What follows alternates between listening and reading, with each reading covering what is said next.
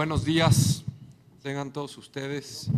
El día de hoy vamos a abordar la mesa 4, experiencias comparadas del voto en el extranjero, donde tenemos afortunadamente a 3 de nuestros 4 expertos en los modelos internacionales. La senadora Gabriela Cuevas nos informa que se incorporará con nosotros en unos minutos, tuvo un contratiempo, pero ya está en camino.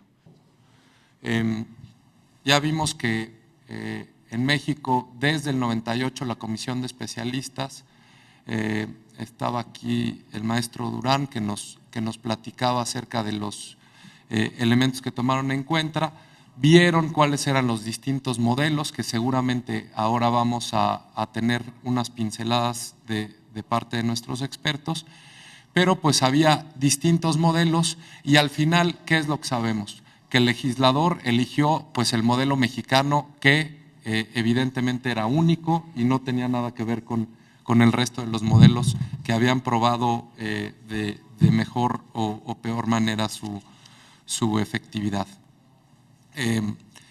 Tenemos entonces que para 2006 y 2012 se dieron se organizó las elecciones con este modelo. ¿Y qué es lo que sabemos? Bueno, uno, que es un modelo seguro, es un modelo que hace un muy buen match con el modelo complejo de voto que tenemos a nivel nacional. Y dos, ya sabemos los resultados que más o menos produce.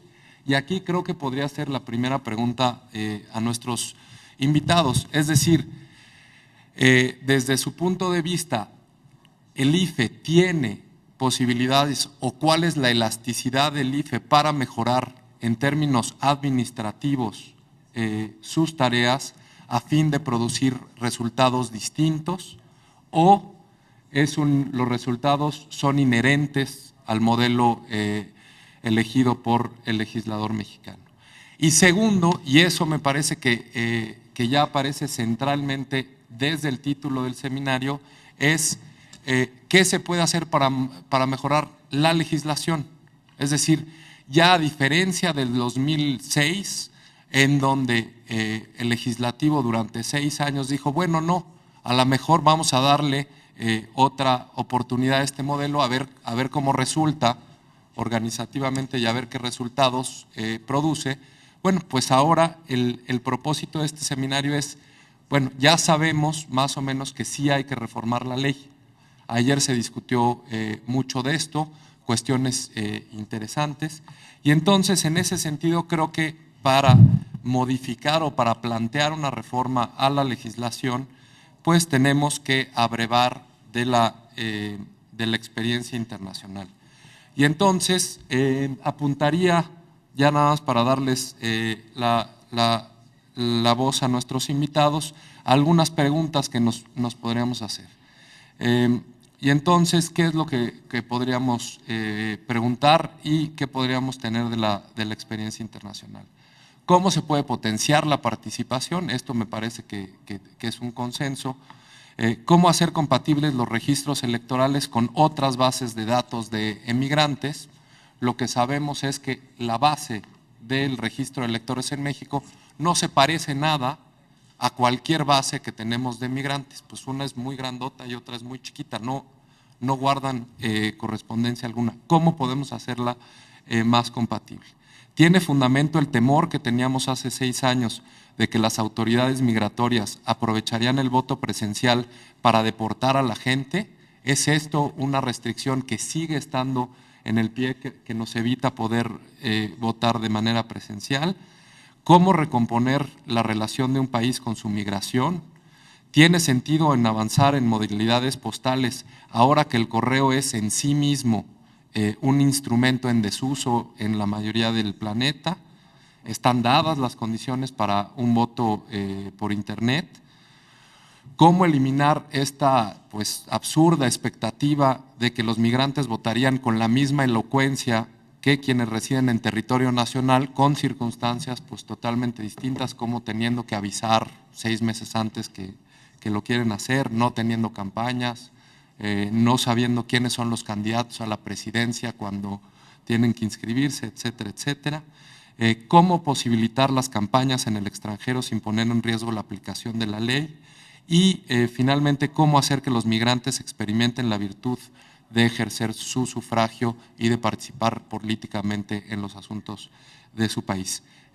Con la expectativa de tener a 3 expertos con nosotros, daría pie a nuestra primera participación, al maestro Carlos Navarro Fierro, quien es director de Estudios y Proyectos Electorales Internacionales en la Coordinación de Asuntos Internacionales del Instituto Federal Electoral, aparte de ser ya un activo fijo en esta institución. Es licenciado en Relaciones Internacionales y maestro en Estudios Latinoamericanos por la Facultad de Ciencias Políticas y Sociales de la UNAM. Es autor y coordinador de una multiplicidad de publicaciones que prepara el IFE para la comunidad internacional en distintos aspectos, incluyendo el voto en el extranjero a nivel latinoamericano, a nivel mundial, con organismos como la ONU, IDEA, etcétera, etcétera. Ha participado en misiones internacionales de asistencia técnica sobre temas como regulación, control y fiscalización del financiamiento de partidos políticos y campañas electorales, entre otros. Muchas gracias, Carlos, y tendrías 15 minutos para una primera vuelta.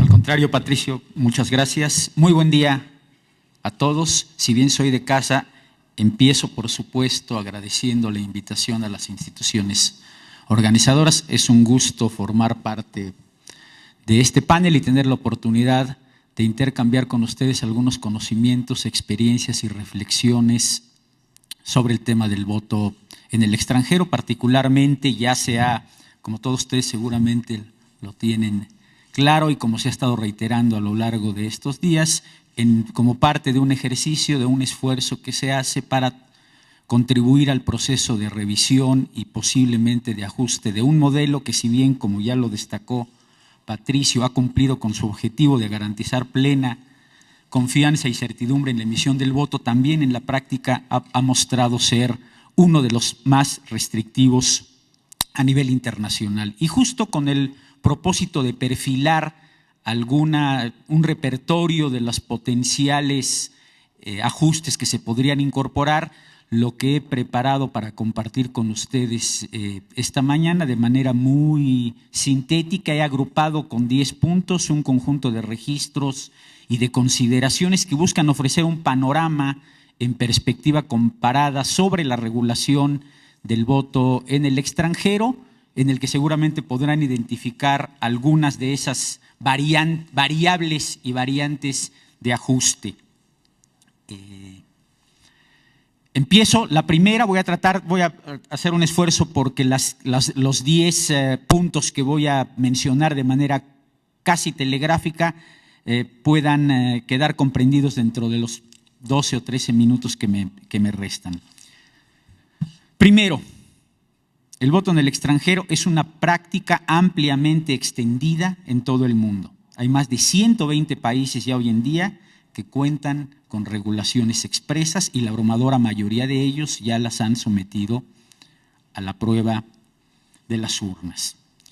El universo es muy heterogéneo, si tuviéramos oportunidad de verificar registros, de tratar de visualizarlo desde la perspectiva de desarrollo económico, de atributos de su régimen político, incluso históricos o culturales, veríamos que el universo es realmente muy heterogéneo. Hay experiencias de voto en el extranjero prácticamente en todas las regiones y en todo tipo de países, por lo que no se puede, en definitiva, establecer ningún tipo de correlación. Ahí hay una muy breve, se ilustra muy claramente cuál es esa distribución de los 122 en concreto que tenemos de acuerdo con el último corte que hemos hecho a nivel internacional. Tenemos 122 países. Ahí están su distribución geográfica. El segundo aspecto que quiero destacar es que no es un tema novedoso.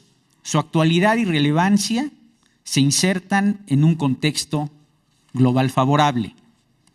Las experiencias pioneras datan de hace más de un siglo. Pero no hay duda que ha sido a lo largo de los últimos 4 o 5 lustros cuando la mayoría de los países alrededor del mundo han adoptado este tipo de dispositivos.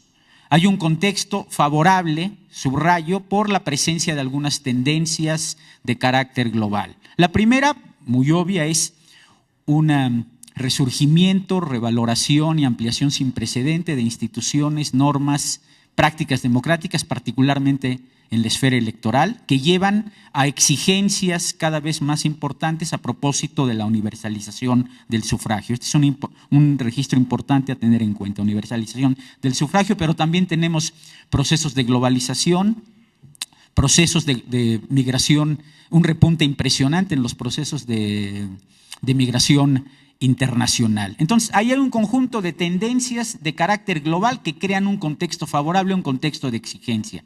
Pero si tuviéramos oportunidad de conocer, de revisar en detalle cada una de las experiencias, advertiríamos que en la mayoría de ellas lo que termina determinando, justificando su adopción son condiciones, necesidades o exigencias propias de cada contexto nacional en lo particular. El tercero, si bien es una práctica muy extendida, 122, advertiríamos que hay diferencias significativas. Incluso si pusiéramos la lupa, si sometiéramos a la lupa cada uno de esos 122, encontraríamos que cada uno muestra particularidades o registros específicos. Sin embargo, no hay duda que no da lo mismo pensar en un dispositivo para que voten en el extranjero los nacionales cuando se trata simplemente de facilitar la emisión de quienes cumplen una misión oficial, en un extremo, por ejemplo, o de quienes se encuentran en misiones de paz o como parte de algún despliegue de carácter militar, en donde están claramente identificados y focalizados los potenciales electores, de aquellos casos en que hablamos de países que tienen fuerte migración de carácter laboral, y que esta con frecuencia presenta en estos países que tienen fuerte migración laboral la característica de que una buena parte de la población tiene un carácter indocumentado. Ahora, entonces diríamos que el mayor grado de complejidad en términos de su debate, de su diseño, de su instrumentación, se da en los países con fuertes flujos de migración. Y entre los principales retos que plantea su adopción destacan los vinculados a: hay consenso sobre el reconocimiento de que los migrantes deben ejercer sus derechos políticos, uno. Y el segundo, que es muy importante y en México lo tenemos también muy presente, es los cálculos que se empiezan a hacer casi desde un principio de carácter político o partidista sobre cuál va a ser el peso y el comportamiento electoral de los potenciales electores. A propósito del hecho de que hoy asumamos, demos por descontado que hay consenso de que los migrantes deben tener el derecho a emitir su voto en el extranjero, solo menciono una de las experiencias más recientes. De esos 122 países, hay 2 que han puesto la decisión a consideración del electorado a través de un mecanismo de consulta. Curiosamente, los 2 en América Latina y 1 votó en contra. El electorado en su conjunto, no fue una resolución de un órgano legislativo, fue el electorado el que lo rechazó. En Uruguay, lo que mucho tiempo fuera considerado la Suiza de América Latina, donde mucho tiempo tuvieron los más altos registros en términos de educación y de civilidad, fue un país que lo rechazó. Por el contrario, el otro país en la región que lo aprobó a través de una amplia consulta popular fue Paraguay. Es solo para ilustrar la complejidad que puede surgir. El cuarto, otro muy relevante, particularmente a propósito de la experiencia mexicana y que reiteradamente hemos tratado de destacar a lo largo del tiempo en que hemos buscado acercar al debate y a las reflexiones elementos de carácter comparado. Y se puede resumir en lo siguiente: como regla general, suele mediar una distancia significativa, cuando no abrumadora o abismal, entre el universo de potenciales electores que se estima que residen en el extranjero y aquellos que finalmente se terminan registrando y votando. También ahí en la presentación, que entiendo que estará a disposición de todos ustedes, hay simplemente una pequeña muestra representativa de países, sí de América Latina, pero de otras regiones, que ilustran este argumento. No me detengo, solo lo dejo como referencia para ir avanzando y cerrando esta intervención. El quinto, ¿cuáles son las alternativas básicas en términos de diseño y de instrumentación? Y aquí lo que podríamos decir, y nos acercamos ya más en específico a cuáles son los atributos que tiene un dispositivo y empezar a tener elementos comparados a propósito del modelo mexicano, es que en términos de la cobertura y el alcance de cualquier dispositivo gravita de manera determinante la forma en que se dé respuesta a 5 interrogantes o preguntas básicas. Primero, ¿qué derechos son los que se reconocen o a los migrantes o a quienes residen en el extranjero? Segundo, ¿quiénes califican como electores? Tercero, ¿en qué elecciones votan? Cuarto, ¿cuándo y cómo se registran? Y quinto, ¿qué modalidad utilizan para emitir su voto? Sexto punto, ¿qué derechos políticos? El reconocimiento del voto activo es la solución convencional a la reivindicación de los derechos políticos, pero se advierte una tendencia gradual y sistemática a garantizar, ya creo que ayer ya se destacaba, a garantizar que también cuenten con representación política vía la concesión de escaños reservados en la legislatura nacional. Por lo menos hay 12 países, también ahí están los registros indicados en la presentación, que ya le conceden representación política a través de escaños reservados en el Congreso a sus migrantes o a sus residentes en el extranjero, entre ellos 3 en América Latina. Séptimo, ¿quiénes califican como electores? Esta definición es un primer indicador del grado de inclusión que pueda tener un dispositivo, pero no necesariamente es el que mayor impacto tiene en su cobertura o alcance real. Y aquí una anotación que es esencial. Por supuesto, no hay ningún país que haya definido su dispositivo sobre la base de la condición o calidad migratoria de sus potenciales electores en el extranjero. Hay que recordar que eso solo es discernible desde la perspectiva del Estado anfitrión, no desde la perspectiva del Estado del que son nacionales. Todos son sus ciudadanos, todos son parte de su colectividad política y se encuentran en el extranjero. Quien en todo caso los puede calificar y a partir de ahí posicionar sobre su condición migratoria es el Estado huésped, no el Estado de origen o el Estado anfitrión. Entonces diría, lo usual de esos 100 países, quizá habrá cuando mucho unos 25 o 30 que impongan algún requisito adicional al que se tiene para calificar como elector dentro del país. Y normalmente lo que ajustan para reducir, que siempre tiene un efecto reductivo, son 2 elementos. Uno, la temporalidad que han estado fuera del país. Aquí lo que se discute es si el vínculo, que es uno de los elementos que gravita en el debate, si el vínculo del migrante con el país de origen si se va debilitando o no a lo largo del tiempo. La respuesta que tienen algunos países a esto es, bien, entonces permitamos que ejerzan su derecho al voto siempre y cuando su ausencia del país se ubique dentro de un determinado rango de tiempo, 3, 5 o 10 años. La otra es, ¿quiénes restringen la posibilidad de calificar como elector a quienes cumplen algún tipo de función en el extranjero? Ya lo mencionaba en un principio, puede ser que únicamente se le reconozca a quienes cumplen una misión oficial, sea al frente de una embajada, de un trabajo consular, un trabajo diplomático, en algún organismo internacional, o bien que esté desplegado como parte de una misión de paz. Es la segunda variable de ajuste. Pero ese no es a donde suele gravitar de manera determinante. El octavo es en qué elecciones votan. Aquí, al margen de valoraciones político-institucionales, no importa qué tan garantista se quiera hacer en términos de inclusión, aquí los factores técnicos y las capacidades logísticas juegan un papel clave. Simplemente imaginemos un sistema electoral en donde se permite votar, por ejemplo, en elecciones municipales de manera personal y se tendría, por ejemplo, que enviar papeletas para que hubiera suficiencia en todo, que el elector pudiera decidir en cuál de de los municipios vota y que hubiera el abanico de papeleta suficiente para que pudiera emitir su voto. Entonces, hay condiciones de carácter técnico que lo limitan. De ahí que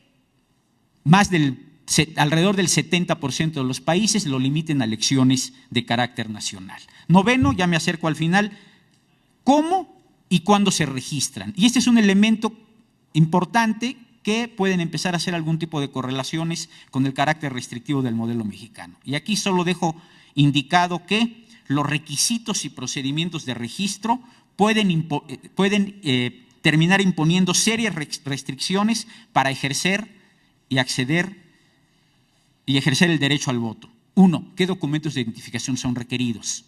Aquí hay una amplia gama, hay experiencias. Si hay oportunidad más adelante, podríamos regresar y ver algunos. Aquí no solo es qué documentos, sino además si ese documento o esos documentos están accesibles a través al menos de las representaciones diplomáticas o no en el extranjero. El segundo, en qué lugares se lleva a cabo el proceso de registro. Y tercero, en qué plazos se lleva a cabo el proceso. Finalmente, ¿cómo votan? Y aquí diría que toda alternativa comporta ventajas y desventajas. Los distintos modelos se pueden agrupar en tres grandes variantes. La de carácter presencial, que implica un mayor control y seguridad, pero limita el acceso efectivo. Después podríamos discutir por qué. La postal, que supone una mayor cobertura, pero puede objetarse por razones de seguridad y depende de la calidad de un servicio que no controla la autoridad electoral. Y la electrónica, a distancia, vía internet en particular, que ya está al alcance, ha probado ser segura en muchos contextos, pero demanda un alto grado de confianza y de capacidades institucionales. Ahí hay también un registro al final de cuáles son las modalidades que se emplean. Hay también un conjunto de registros que ilustran claramente, y si pasan a la primera, un poquito más adelante, yo cerraría la previa, por favor. Mi último comentario tiene que ver con el impacto del voto en el extranjero, países de América Latina. Ahí tenemos un conjunto de registros que me parece que son particularmente ilustrativos y que lo que ponen de manifiesto es que más allá de las especulaciones, de las percepciones o de las estimaciones que se haya, realmente el volumen en términos del registro o de la participación es relativamente marginal en todos los países de América Latina, al margen de que luego se pueda discutir qué atributos o no tiene cada uno de ellos. Yo con esto creo que estoy ligeramente por encima del tiempo asignado. Les agradezco su atención y estaré pendiente, por supuesto, de cualquier consulta adicional. Gracias.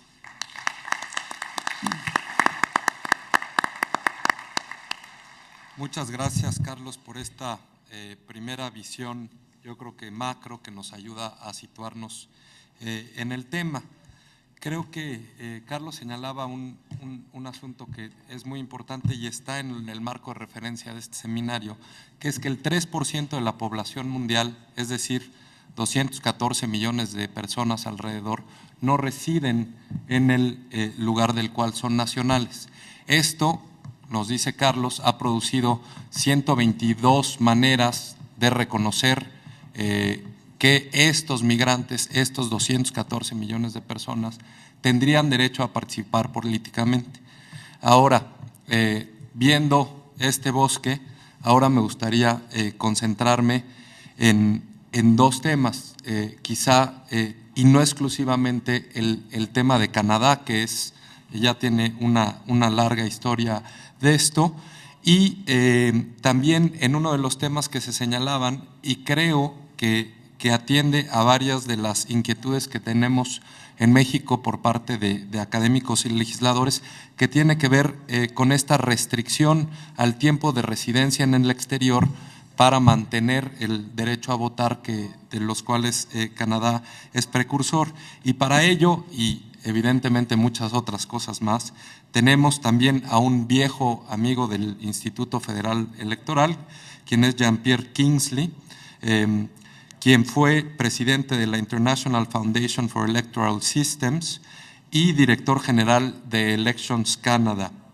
En 2005 encabezó el equipo de observación electoral en las elecciones legislativas de Irak, y en 2007 el gobierno mexicano le otorgó la Orden del Águila Azteca, la más alta condecoración que se le otorga a los extranjeros en México. Actualmente es profesor emérito o senior fellow de la Escuela de Graduados de Asuntos Públicos e Internacionales de la Universidad de Ottawa y es uno de los mayores conocedores del derecho electoral comparado. Muchas gracias, Jean-Pierre, y tienes 15 minutos para tu participación.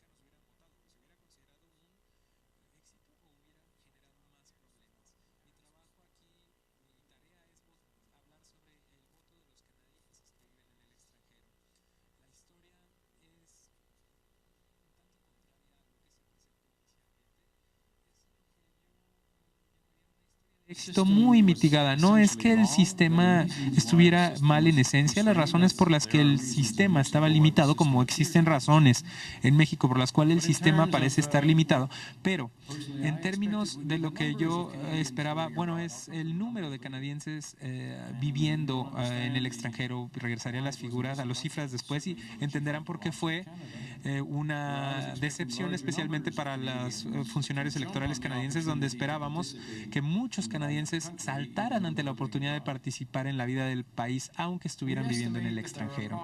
Calculamos que existen aproximadamente 500,000 canadienses viviendo en el extranjero. Pueden ser hasta 2 millones si hablamos de los meses de invierno por razones que todos los mexicanos entenderán, especialmente aquellos que han estado en Canadá durante esos meses. Pero hablamos esencialmente de 500,000 que han establecido residencia en otras partes. El Departamento de Asuntos Internacionales tiene como cálculo.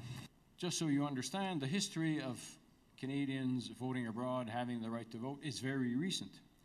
However, the Constitution of Canada was written in 1867, and Canada has been voting, Canadians have been voting since 1867 in elections. The initial Canada Elections Act was very... Up until 1990, judges could not vote, prisoners could not vote, and I ask you not to make a relationship between the two, and persons with mental disabilities could not vote. And the idea that someone living outside Canada would be a preoccupation to anybody in the 1800s is obviously unthinkable. No one would have thought of them. So therefore, they're not even mentioned in the statute. But in 1980, Pierre Elliott Trudeau, the Prime Minister, whose name must ring a bell with many Mexicans in terms of what a personage he was, introduced what we call the Charter of Rights. He succeeded in changing the Canadian Constitution, and that is more difficult than making January 20 degrees. I mean, it is in enero. La Constitución canadiense es muy complicada de cambiar. Pero bueno, y presentó los derechos que nos dieron las nobles aspiraciones de nuestra democracia. El otro arreglo fue la Constitución de 1867 fue un acuerdo entre gobiernos. Tú haces esto, yo hago aquello, y eso fue todo. Pero con la Carta de Derechos se establecieron aspiraciones para todos y el derecho a ser candidato se convirtió, también se garantizó el derecho a la reunión, a crear partidos políticos, la libertad de expresión se garantizó, para daba libertad a todos de decir lo que pensaban y el derecho al voto. Esto también se convirtió en un derecho constitucional. Antes de eso, simplemente era un derecho jurídico, un derecho legal. La Constitución de Canadá dice que puede tener que se puede votar en una sociedad que se considere libre. Entonces, esto se requiere una legislación, un tribunal que se asegure que cuando haya restricciones, que estas restricciones sean aceptables. Después de la muchísimos desafíos jurídicos a esa ley, especialmente en la década de los 90. Y fue muy afortunada porque ahí yo estaba como funcionario y estoy muy orgulloso de haber logrado tantas cosas tan positivas. Ya los jueces pudieron votar. La gente con deficiencia mental también. Todos los prisioneros en Canadá tienen derecho a voto. No hay definición de cuál es una discapacidad mental. If you exist as a person, you have the right to vote, so long as you're 18 years of age. Now, Canadians living abroad also presented a challenge, and I'm back to the main topic. And the judge that heard the case gave Parliament 1 year to come up with a statute that would give practical means for Canadians living abroad. A law was passed that allowed that to happen. Therefore, Canadians who are absent living outside of Canada to return to Canada are able to vote. Now, there are exceptions to the 5-year rule. Those who are employed outside of Canada, aquellos que están empleados fuera de Canadá y otros que viven con ellos por parte del gobierno federal o provincial, quienes están empleados por una organización internacional de la que Canadá sea miembro, y aquellos sirviendo a fuerzas canadienses y otros viviendo en escuelas e instituciones canadienses en el extranjero. Entonces yo recomendé que se eliminara la regla de 5 años porque no hay nada que sea razonable en torno a eso. Sucede que 2 canadienses, por ejemplo, este fue un caso que estuvo en la corte. Yo les brindé apoyo a esto de que no hubiera un límite de 5 años. Algunas peculiaridades del sistema canadiense en relación con los canadienses que viven en el extranjero. El periodo de elecciones es solamente 36 días en Canadá. Comienza y termina en 36 días. Y aun cuando ahora ya hay fechas fijas, esas fechas fijas no son fijas porque pueden variar. En efecto, son 36 días. Los nuevos registros durante todo ese tiempo es el único momento en el que se puede uno registrar, porque antes de eso no se sabe cuándo se va a llevar a cabo la elección. Así que el marco temporal es muy corto y por eso es muy poco el porcentaje que se capta de votantes en el extranjero. Nadie busca registrarse fuera de tiempos electorales y es un proceso que no se realiza porque no se sabe cuándo se va a llevar a cabo la elección. Los canadienses no les preocupa las elecciones cuando están fuera del país. Otra peculiaridad es que en Canadá se vota por el candidato y no por el partido. Si votas por el partido, se pierde el voto. Así que hay que esperar hasta 19 días antes de la elección para conocer a cuáles son los candidatos. Así que imagínense, las limitaciones de tiempo son muchísimas. El registro se puede hacer ya sea por correo, por fax o por fotografía o imagenología. O sea, si es por internet, hay que dar la imagen de algún documento y esos documentos son prueba de ciudadanía o el pasaporte o la partida de nacimiento o un documento que compruebe la ciudadanía y que haya sido emitido por el gobierno canadiense, que realmente pues no tiene mucha captación en Canadá, no es algo que se valore por sí mismo. Y también se debe dar el último domicilio en Canadá porque se tiene que votar dentro de una determinada circunscripción, no se vota en lo general, se vota por un candidato en una determinada circunscripción. El regreso del voto, porque el voto se manda por correo, esa es la única forma, se nosotros tenemos que confiar en el correo, así que ahí eso lleva algunos días. Y este sistema es de 3 sobres. El externo tiene el domicilio del Instituto Electoral Canadiense, pero también tiene la firma del elector, y tiene un código de barras del elector, porque cada elector tiene el suyo, su propio código de barras, y todo esto se verifica. El sobre intermedio tiene el nombre de la circunscripción y el primero simplemente se tira, se desecha. El último no tiene ninguna identificación, sino el nombre del candidato por el que se está votando. Ahí se escribe el nombre del candidato. Se aceptan los errores ortográficos. En términos de cifras, entre esos 500,000 votantes, en promedio, hay entre 11 o 12,000 canadienses que se registraron, que se han registrado. En 2006 fue una excepción, fue el 15%, y esa fue la última vez que yo participé. Y los retornos son de 75% de ellos, tal vez un poco menos, el 70%. Y luego los que llegan tarde son como 800 votos que llegan tarde. Esos son los índices que tenemos. Y eso, eso es lo que está pasando por la limitación de tiempo. Entonces, después, antes de la elección, se informa a las personas que se han registrado y se les pide que firmen un documento y lo ratifiquen, pues, y que lo regresen para certificar que se mantienen registrados. Si no lo hacen, se les elimina de ese registro de votantes en el exterior. Nada más, o estás en la lista internacional y fuera del país, o estás en la nacional. No puedes estar en las dos listas. La lista de electores internacionales se le da a cada funcionario, que es el funcionario regional responsable de las elecciones. Así que si hay alguien que quiere registrarse y ya está ahí, ese registro se va a denegar.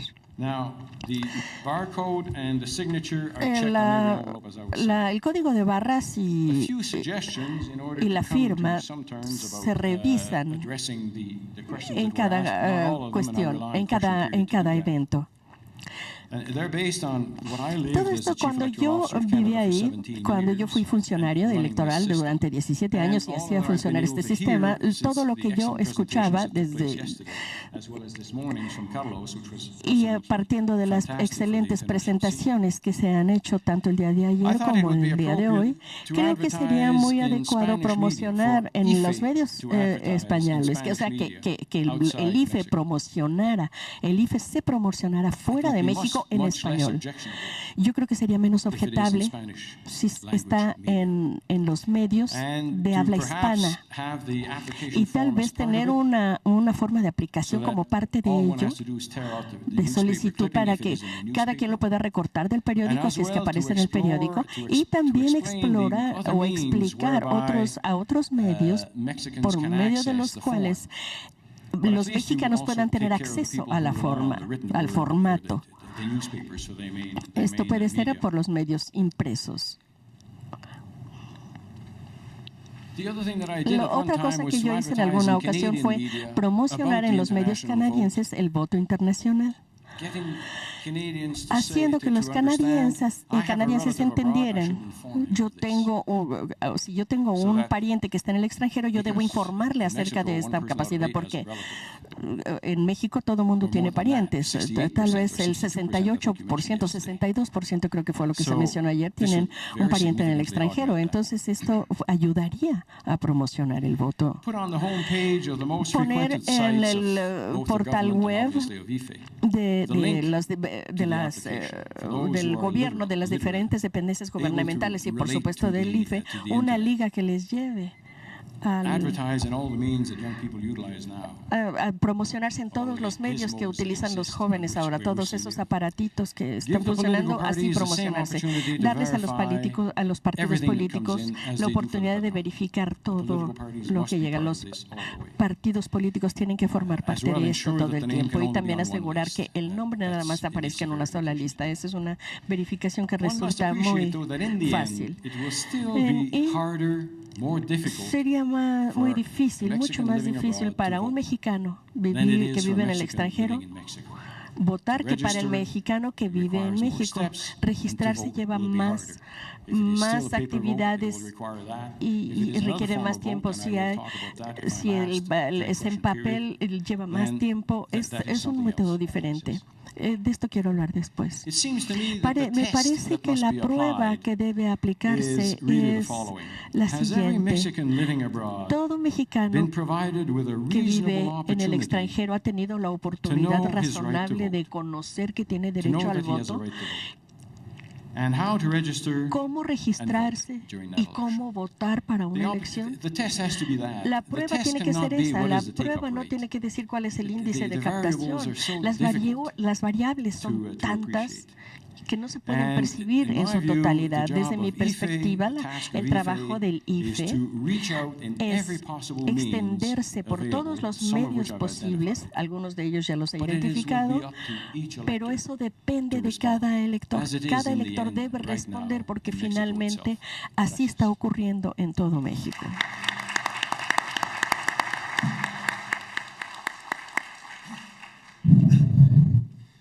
Pues agradecemos la participación de Jean-Pierre Kingsley. Jean-Pierre Kingsley, nos dice, quizá el modelo mexicano y el canadiense, siendo ambos postales, pues nos dan los dos lados del péndulo, ¿no? El registro tenemos por vía mail, fax, PDF, a diferencia de la restricción de México, las posibilidades de identificarse de 3 o 4 maneras en el caso canadiense, a diferencia del caso de México. ¿Y qué es lo que nos arroja? Bueno, pues en el caso canadiense, si mis cuentas no están mal, doctor Kingsley, estaremos hablando de un 2% de registro de estos 500,000 potenciales votantes. En México tenemos, según las cifras que nos da Carlos, el 0.5%. Vemos que quizá o habría que estudiar si lo que tenemos aquí es una relación causal entre una mayor laxitud en el registro y una tasa más alta de este. Y en efecto creo que la lección del final es pues vaya, muy, muy clara. Es decir, hasta que no pruebe el Estado mexicano que ha hecho lo suficiente para invitar a sus mexicanos a ejercer sus derechos políticos y que estos hayan respondido que sí o que no tendremos la tarea hecha si bien interpreto lo que nos quiere decir. Muchas gracias, doctor Kingsley. Y a continuación trataríamos algunos aspectos o predominantemente del caso español y quizá algunos temas europeos y demás. En especial creo que valdría la pena que nuestro experto español también nos hablara, porque nosotros, estando después de 2 ejercicios del voto en el extranjero, ya inclusive de repente nos encontramos muy lejos de lo que están hablando en otros lugares. Por ejemplo, en Europa, donde el Consejo Europeo, la Asamblea Parlamentaria del Consejo de Europa, ya emitió una recomendación en la que conmina a los países miembros a eliminar las barreras para el voto de sus inmigrantes. Es decir, ya en Europa se está hablando más de reconocer el derecho de los extranjeros que residen permanente en un país, y entonces evidentemente también con la petición que se pide para el voto en el extranjero con la mayor amplitud posible, como lo señala este tema. Para esto nos acompaña el doctor Pablo Santolaya, quien es el director del Departamento de Derecho Público de la Universidad de Alcalá. Él es catedrático de Derecho Constitucional, vicepresidente de la Asociación de Constitucionalistas de España y vocal de la Junta Electoral Central de España. Con lo cual, aparte de darnos desde la academia algunos resultados o algunas reflexiones, bueno, pues es una persona que conoce el día a día de la organización electoral. Ha trabajado como consultor de Naciones Unidas y del Consejo de Europa y ha sido letrado del Tribunal Constitucional, director general en los Ministerios de Justicia e Interior y secretario general de la Universidad de Alcalá. Entre sus publicaciones recientes destacan los libros La Europa de los Derechos, Transfugismo Político, Escenarios y Respuestas, El Sufragio de los Extranjeros, un estudio de derecho comparado. Tiene 15 minutos. Muchas gracias, doctor. Bueno, muchas gracias por la invitación a participar en este tema. Voy a hacer una intervención distinta a la que han hecho los demás y distinta a lo que tenía planeado. Voy a reconstruir un poco sobre la marcha porque creo que aunque sea con todos los riesgos, el tratar de ofrecer alguna concreta solución parcial y muy atrevida para México puede ser interesante, por muy arriesgado que sea por mi parte, y les pido perdón por anticipado. Voy a hacer tres cosas. En primer lugar, les voy a exponer tres grandes dudas que a mí el tema me plantea, tres grandes dudas o paradojas, porque creo que en esto no lo tenemos claro nadie y yo desde luego no lo tengo claro. Después les voy a contar una cosa que creo que es más que una anécdota, cómo esas tres dudas se han hecho carne en España, donde en el año 2011 decidimos dar pasos atrás, significativos pasos atrás en el reconocimiento del sufragio de los españoles que residen en el extranjero. Es decir, estamos de vuelta, España está de vuelta en este campo. Les voy a contar por qué, porque creo que puede tener un cierto interés para México. Oídas las paradojas, oídas la experiencia española como consecuencia de estas paradojas, es la parte que creo que es más interesante para ustedes y más arriesgada para mí, es la de lanzarme a decir generalidades probablemente insensatas por las cuales les pido perdón por anticipado. Paradojas del voto por correo. Yo creo que son tres. Las he bautizado de una forma, pero las podemos llamar como queramos. La primera, acaba de hacer referencia ya Patricio, es la que podríamos llamar la de la modernidad contradictoria. ¿Qué nos pide la modernidad que hagamos en este tema? Pues aparentemente hasta hace unos años hubiéramos dicho hacer lo máximo posible para que nuestros trabajadores en el extranjero sigan votando en nuestro país. Resulta que esto desde hace unos años no es así, o se contrarresta con una tendencia absolutamente distinta, y lo que nos piden es que hagamos lo contrario, es que reconozcamos el voto a los residentes que vivan entre nosotros. ¿Se puede hacer las dos cosas al mismo tiempo? Pues muy difícilmente. Es decir, uno tiene que elegir una de las dos lógicas. O me voy a la lógica de la residencia, en cuyo caso reconozco el sufragio de los extranjeros que viven en España, pero dejo a los españoles que llevan generaciones sin vivir en España sin sufragio, o me voy a la de la nacionalidad, el caso mexicano, y en ese sentido es coherente, pero no las dos a la vez. Esta paradoja ha estallado en España y luego se la contaré con detalle. Segunda paradoja, una paradoja que podríamos llamar la paradoja antidialéctica. ¿En qué consiste este asunto? Si ustedes preguntan a cualquier organismo electoral cuánta gente debe de votar por correo, la respuesta va a ser unánime. Cuantos más, mejor. Por muchísimas razones, se suele medir el éxito de un sistema de voto por correo, se suele medir en tanto por ciento de gente que vota. Nos lo acaban de ofrecer. Y parece que a priori es mucho mejor uno que vota más gente que otro que vota menos, entre otras cosas porque permite costes por sufragio bastante más razonables que los que hay en algún país muy lejos de aquí. No quiero hablar de este caso en concreto, muy lejos de aquí. Bien, esto es así y todos los sistemas decimos vamos a favorecer lo máximo posible el voto. ¿Hasta qué punto? Hay una especie de sobreentendido que quizás no está claro, pero que está. Es decir, todos queremos que haya cuanto más votos mejor, siempre que no cambie el resultado de las elecciones. Nadie lo dice, pero es así. Porque en el momento en el que el sufragio del exterior empieza a cambiar significativamente lo que han decidido la población que vive en el país, estamos en problemas serios, realmente serios, en todos los países. Ustedes me van a decir, esto no ocurre, vota muy poca gente. Bueno, entonces, ¿qué queremos? ¿Que vote muy poca gente o que vote mucha gente? Si lo organizamos muy bien y vota mucha gente, ¿puede pasar? Sí, en España ha pasado. Cuidado, ha pasado. Bien. Tercera paradoja, seguimos facilitando el voto, lo máximo posible. ¿Cuánto? Pues hombre, empezamos por cosas pequeñas, pero que desde el punto de vista de las garantías empiezan a chirriar. Es decir, para que pueda votar más gente, pues vamos a dejar que reciba los votos por correo en un domicilio postal, por ejemplo, en un apartado postal. También hablo de un país imaginario, no quiero señalar a nadie, ¿eh? Bien, tenemos que ser conscientes que a lo mejor así vota más gente, pero que al mismo tiempo estamos abriendo las posibilidades de fraude. ¿Cuánto? ¿Cuánto podemos facilitar sin abrir las posibilidades de fraude? Pues bueno, aquí tenemos la paradoja de la legitimidad.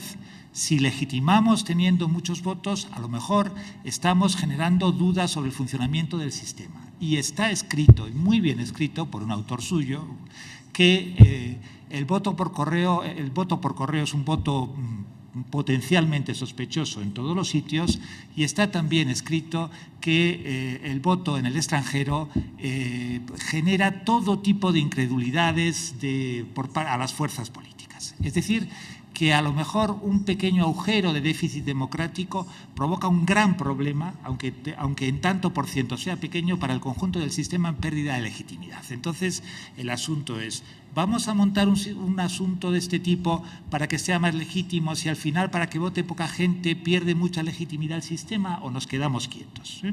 Bien, estas son las tres paradojas. Las tres paradojas estallaron en España y hay una fecha concreta que es 2011. En 2011, hasta 2011, la reforma de la Ley Orgánica del Régimen Electoral, España tenía un modelo alegremente descrito como de voto de todos y para todo. Hay informes internacionales que así lo dicen. Extremada generosidad, insólita generosidad. Un modelo que no había en ningún sitio, en el cual resultaba que todos los españoles residentes en el extranjero podían votar y ser votados en todos los procesos electorales que se hacían en España, en todos, sin ninguna limitación. Es verdad que no había muchos concejales de los ayuntamientos viviendo en México, pero era perfectamente posible. Era perfectamente posible. Bueno, ¿esto por qué? Pues por razones históricas, como casi siempre. En el momento en el que se establece la Constitución española, se restablece la democracia después de 40 años de dictadura, había coincidido con periodos de gente saliendo de España a trabajar a todos los países europeos y a todos los países iberoamericanos. En la propia Constitución se recoge el sufragio de los extranjeros, de los españoles residentes en el extranjero, solo para el Congreso de los Diputados, para el equivalente a sus elecciones presidenciales, pero se recoge. Y ese principio constitucional se había desarrollado de una forma extremadamente generosa, la más generosa posible. Voto de oficio, nada de registros especiales electorales, para todas las elecciones. En todo caso, hijos de españoles, nietos de españoles recuperando la nacionalidad, inmediatamente adquirían la nacionalidad, los derechos plenos de la ciudadanía española. En el 2011, de repente, todas las fuerzas políticas, por unanimidad, y todos los organismos electorales decimos, vamos a estarnos un poco quietos, vamos a ver si esta es la vía o esto no es la vía. ¿Y por qué se hace esto? Porque estallan las tres paradojas que antes les he dicho. En primer lugar, porque durante la legislatura 2008-2012 se han firmado un montón de tratados de reciprocidad para reconocer el voto de los extranjeros en España y el de los españoles en esos países. Desgraciadamente con México no ha sido posible, pero no es por parte de España quien pone el inconveniente, es la Constitución mexicana la que pone el inconveniente. Pero salvo México y algún otro país, prácticamente todos los iberoamericanos que residen en España votan en las elecciones. Lo mismo que los españoles allí. Entonces, alguien empezó a decir, bueno, ¿qué es lo que tenemos que hacer? ¿Montar todo este asunto de la reciprocidad para que los españoles que residen en Argentina voten? ¿O por el contrario, o en Colombia, o en Venezuela, o en cualquier otro sitio? ¿O tenemos que y reconocer el sufragio aquí a todos los residentes de esos países? ¿O tenemos que seguir creando instrumentos para que sigan votando en España, aunque lleven generaciones fuera de España y no hayan pisado nunca España, porque no había ningún límite? Entonces, alguien dijo, esto no es lo de una persona un voto, estamos de verdad trabajando seriamente para que una persona tenga 2 votos y pueda votar en 2 sitios a la vez, ¿tenemos que seguir en esto? Pues alguien pensó que no, que habíamos ido demasiado lejos. Por otro lado, empezó a pasar una cosa, como éramos un modelo tan generoso, resultó que los resultados empezaron a influir. Todavía no a nivel nacional, pero ha habido ya eurodiputados obtenidos de un partido y quitados a otro por motivo del voto en el extranjero. Ha habido gobiernos regionales, el equivalente a sus estados federales, en el que el voto ha sido decisivo no solo para determinados escaños, estamos en un sistema parlamentario, sino para la formación del gobierno regional, Asturias. Ha habido casos en los que de repente hemos empezado a decir, cuidado, que es que si esto nos lo tomamos en serio, a lo mejor el voto influye de verdad y cambia los resultados internos. Porque también, esto sí está estudiado en España y ocurre también en Francia, resulta que la gente que está en el extranjero no vota igual que la gente que está en el interior del país, no lo hace. Tardan, en España está muy estudiado, hay, digamos, los cambios políticos en España se reflejan después, unos años después, en el extranjero, en los españoles que residen en el extranjero. En Francia ocurre exactamente lo mismo. En las últimas elecciones presidenciales en Francia, en el extranjero ganó Sarkozy, que no fue presidente, pero podría haber ocurrido, y hubiera sido una crisis sin duda enorme, que el voto en el extranjero hubiera condicionado que fuera Sarkozy el presidente de los franceses en contra del voto en el interior. No ocurrió porque no hubo los suficientes votos, pero podría haber ocurrido. En España, en menor medida, ha ocurrido varias veces. No a nivel del conjunto del Estado, pero ha ocurrido. Y el tercer problema, la tercera paradoja que estalló en España, es que España, quizás no sea el más adecuado para decirlo y ustedes no tienen por qué creerme, pero les aseguro que tiene un sistema electoral muy razonablemente, muy poco disputado y muy razonablemente en el cual nunca surgen problemas. Solo han surgido problemas en el voto en el extranjero, exclusivamente. El único sitio donde se han detectado, digamos, fraudes organizados por parte de los partidos políticos para hacer gestión, entre comillas, de votos de españoles residentes de votos, ha sido en el extranjero. ¿Por qué? Porque inevitablemente los controles, las garantías que hay en España no se pueden aplicar en el extranjero y quien se empeña en esto se equivoca de raíz. Tienes que confiar en unos modelos que no son los tuyos. Por ejemplo, tienes que confiar en unos carteros que no son los tuyos y a los que no puedes sancionar, dependiendo de en qué países, pero les aseguro que en algunos países africanos fácilmente comprables, donde si además facilitas el voto todo lo posible, utilizando los apartados postales, pues resulta que el voto no es personal, o puede no ser personal. Entonces, el único punto en España donde se han planteado un auténtico agujero negro relativamente pequeño, vamos a ser sensatos, pero la única crítica a todo el procedimiento electoral español estaba en este punto. Y alguien dijo, acabemos con él, acabemos con él. ¿En qué consistió la reforma del 2011? Tampoco fue una reforma radical, pero simplemente dijo algo tan sencillo como que el que quiera votar tiene que pedirlo, un voto rogado. Y en segundo lugar, eliminó las elecciones municipales y las elecciones pequeñas porque en ellas es mucho más posible plantearse la trampa, porque son pocos votos los que deciden. Entonces, en definitiva, se dejó para elecciones nacionales y se dejó con un voto rogado, un voto que hay que pedirlo. Con lo cual, entre otras cosas, se demuestra que la persona sigue viva, porque los registros consulares, me temo, que no son exactamente igual de fiables que los del interior, en el caso español, ni creo que en ningún sitio. ¿Esto ha provocado problemas? En absoluto. Ha provocado un notable descenso del voto proveniente del extranjero. ¿Y protestas? Pues protestas solo, no está mal, pero solo de las asociaciones de migrantes, nadie más. Todos los demás partidos políticos, el Consejo de Estado informó sobre este tema, la Junta Electoral informó sobre este tema y estuvimos de acuerdo en que habíamos ido demasiado lejos y que convenía dar marcha atrás mientras se favorecía, por ejemplo, el voto de los extranjeros en España. En este contexto, y afortunadamente solo me quedan 2 minutos, con lo cual voy a decir muchas menos insensateces, ¿qué diría sobre cómo organizar en abstracto a partir de la situación mexicana si pudiéramos partir casi de cero? Pues en primer lugar son 4 cosas, simplemente 4 puntos. El primero de ellos es no intentar reproducir el modelo interno. No funciona, no puede funcionar. No es posible que funcione. Si todo lo que hacen los electores en el extranjero tienen que hacerlo como si estuvieran en México, no va a funcionar. No puede ser. No se empeñen porque no puede funcionar. Es imposible. En segundo lugar, creo que creo que hay que delimitar las cosas. Es decir, me parece muy acertada la idea de empezar solo con las elecciones presidenciales. No avanzar en este campo mientras esto no esté consolidado, para empezar. No intentar ir a más elecciones donde puede ser más problemático. También se puede delimitar quizás hay muchos países en Europa y en los países, en realidad los países más avanzados del mundo lo hacen, que es delimitar el tiempo en el que una persona sigue pudiendo votar en la metrópoli, por decirlo de alguna manera. Es decir, todos los países más avanzados del mundo, Canadá, Gran Bretaña, Australia, Nueva Zelanda, los países nórdicos establecen límites temporales a partir del cual consideran que se ha perdido el interés directo de la persona en seguir votando en su país porque lleva 20 años o 30 años fuera del país.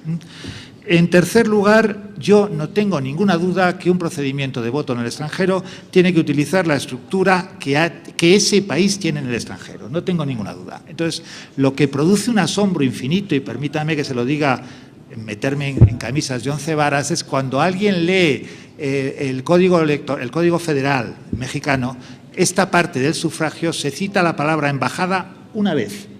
Una sola vez, y para una operación que podría no citarse en absoluto porque se podría bajar por internet ese impreso. Es decir, cómo alguien, en fin, creo que no puede razonablemente funcionar un voto en el extranjero que prescinde total y absolutamente de la estructura que ese país tiene en el extranjero.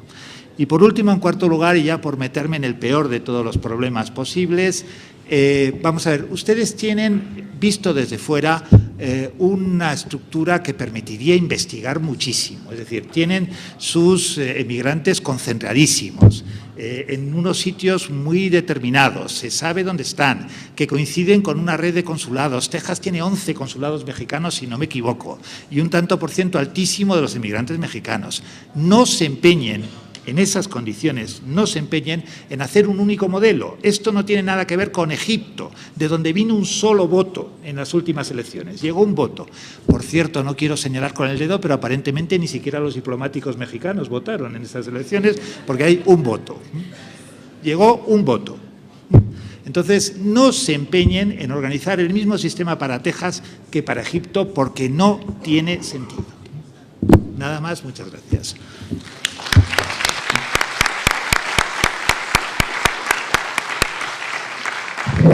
Pues muchas gracias por la intervención. Yo rescataría 3 o 4 cosas, sobre todo de cara a nuestra siguiente panelista. Y me parece que nos pone Pablo temas que son centrales y que han estado presentes, no tan claros como lo señalas, pero sí. Yo recuerdo cuando en el 2005 yo era el coordinador del voto en el extranjero y le preguntaba a una consejera electoral que por qué no nos permitía anunciarnos. Y ella me dijo, pues porque tengo miedo que participen. ¿No? O sea, claramente eso es lo que quería. Le daba mucho miedo que en una elección cerrada pudiera determinar el resultado de la elección, una votación en el extranjero. Eso me parece que hay que discutirlo abiertamente. ¿Es o no factible poder reconocer el voto en el extranjero y que se vote más con ese riesgo? A lo mejor decimos que sí, a lo mejor que no, pero me parece que es mejor abrirlo que mantenerlo soterrado en las discusiones. En segundo lugar, ¿qué hacemos, no, con estos patrones de concentración y de dispersión? No es lo mismo, en efecto, como nos decía Pablo, organizar las elecciones para más de 1.5 millones de mexicanos del consulado de Los Ángeles que en Egipto. Bueno, pues tenemos o podemos hacer modelos que distingan uno de otro, me parece que es buena. Otra cuestión que creo que dará para discusión en la siguiente vuelta es claramente una confrontación entre nuestro experto canadiense que dice que los requisitos de residencia fuera del país no son válidos y nuestro compañero que dice que seguramente sí podrían ser, quizá nos puedan enriquecer con esto. Y finalmente creo que ahora ya pasamos del bosque a quizá 2 o un poco más temas y aterrizamos en una persona que será fundamental en las discusiones que tendremos hacia futuro en este tema. La presidenta de la Comisión de Relaciones Exteriores, la senadora Gabriela Cuevas, quien seguramente en su momento le será asignada o bien presentará alguna iniciativa propia para hacer la regulación del voto a partir de los trabajos que está llevando a cabo el IFE bajo la conducción de Dalia Moreno, tanto con el CIDE como con el Instituto de Investigaciones Jurídicas. Ella, aparte de ser presidenta de la Comisión de Relaciones Exteriores, tiene estudios en ciencia política por el Instituto Tecnológico Autónomo de México y en el ámbito legislativo fue diputada federal a la 61 legislatura, diputada local a la 3ª legislatura de la Asamblea Legislativa del DF, diputada federal suplente a la 58 legislatura, jefa delegacional en Miguel Hidalgo entre 2006 y 2009 y asesora de la Subsecretaría de Comunicación Social de la Secretaría de Gobernación. Muchas gracias, senadora, y 15 minutos tendría para la primera intervención.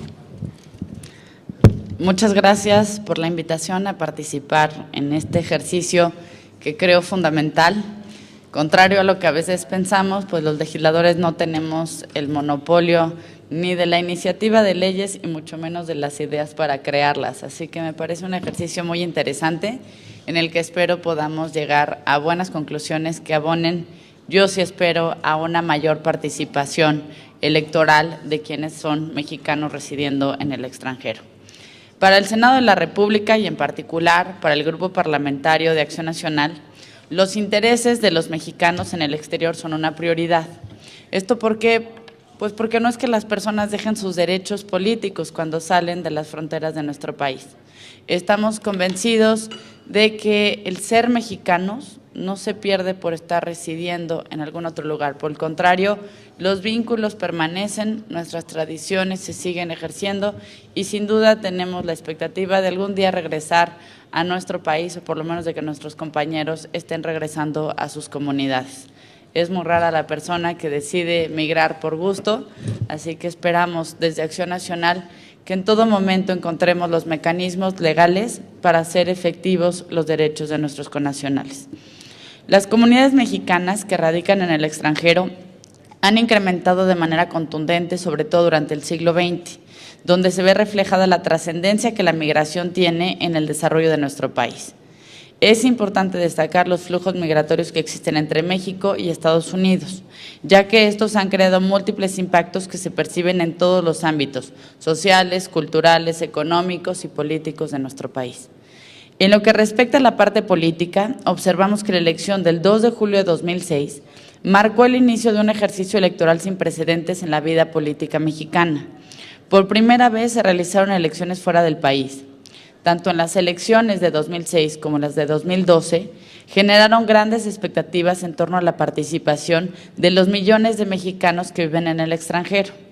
El Instituto de los Mexicanos en el Exterior de la Secretaría de Relaciones Exteriores reporta que 12.159.140 de nacionales radican fuera del país, de los cuales el 95% se concentra en la Unión Americana.